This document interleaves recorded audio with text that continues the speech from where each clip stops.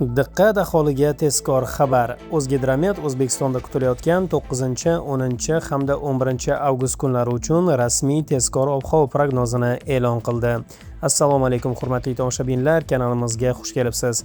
Ushbu videodan to'liqroq xabardor bo'lish uchun iltimos qilgan bo'lardik, videomizni oxirigacha ko'ring va ko'rish davomida like tugmachasini bosib kanalimizga obuna bo'lib qo'yishni ham unutmang. Siz shu orqali bizning kichik mehnatimizni qadrlagan bo'lasiz.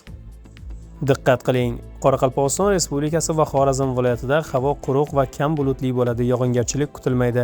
Shamol sharqdan sekundiga 7-12 metr tezlikda esadi. Ayrim joylarda kuchayishi mumkin. Havo harorati kechasi 23-27 daraja iliq bo'ladi.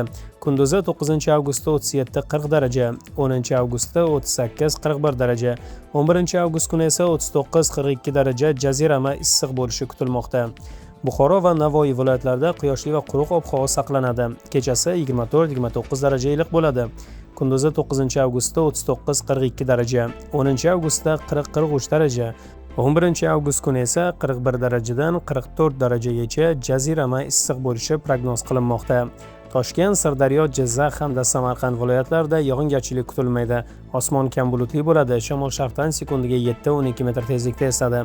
Havo harorati kechasi 22-25 daraja iliq bo'ladi. Kunduzi 9 avgustda 36-39 daraja, 10 avgustda 37-40 daraja hamda 11 avgust kuni 38 darajadan 41 darajagacha issiq bo'ladi. Qashqadaryo va Surxondaryo viloyatlarida ham juda issiq ob-havo saqlanadi. Kechasi 25-30 daraja issiq bo'ladi. Kunduzi 9 avgustda 41-44 daraja, 10 avgustda 42-45 daraja, 11 avgust kuni esa 43-46 daraja jazirama issiq bo'lishi aytilmoqda. Andijon, Namangan va Farg'ona viloyatlarida havo quruq va quyoshli bo'ladi.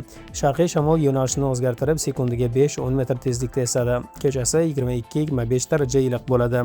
Kunduzi 9 avgustda 36-39 daraja issiq, 10 avgustda 37-40 daraja issiq, 11 avgust kuni esa 38 darajadan 41 darajagacha jazirama issiq bo'lishi aytilmoqda. Tog'oldi va tog'li hududlarda havo kam bulutli bo'ladi. Ayrim joylarda qisqa muddatli yomg'ir va momaqaldiroq bo'lishi mumkin. Kechasi 17-22 daraja iliq bo'ladi. Kunduzi 9 avgustda 30-35 daraja issiq, 10 avgustda 31-36 daraja issiq, 11 avgust kuni esa 32-37 daraja issiq bo'lishi kutilmoqda. Mutaxassislar havo haroratining yanada ko'tarilishi munosabati bilan kunning eng issiq vaqtlarida ehtiyot bo'lishni, ko'proq suv ichishni va to'g'ridan-to'g'ri quyosh nurlari ostida uzoq vaqt bo'lmaslikni tavsiya etmoqdalar. Azizlar, bunchalik sizga tayyorlagan videomiz shundan iborat edi. Keyingi videolarda ko'rishguncha xayr, sog' va salomat bo'ling. O'zingizni ehtiyot qiling.